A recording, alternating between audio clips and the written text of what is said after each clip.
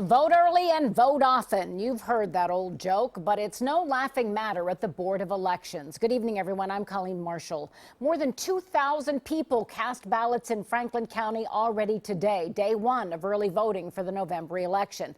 With so many voting early or by absentee ballot, we asked the board how it's protecting against fraud. NBC4's Olivia Fecteau is live at the Franklin County Board of Elections tonight with what we've learned. Olivia?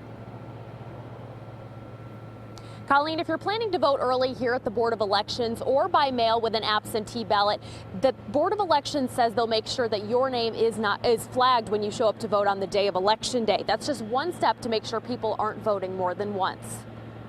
With less than a month until the November election, early voting is underway, and with it, the Board of Elections is taking steps to safeguard against voter fraud. It's very, very rare that we see these types of instances where of voter fraud, registration fraud, efforts to try and vote absentee and vote at the polls. Franklin County Board of Elections Director Ed Leonard says while it's rare, there's a lot going on behind the scenes to make sure it doesn't happen. If you vote in person, you have to bring ID with you to the polls. Otherwise, you'll have to prove who you are a different way. When they vote by absentee or early by mail, they've got to provide either a driver's license number or they have to provide the last 4 digits of their Social Security number. Anyone voting early or absentee is flagged in the poll book to prevent duplicate voting.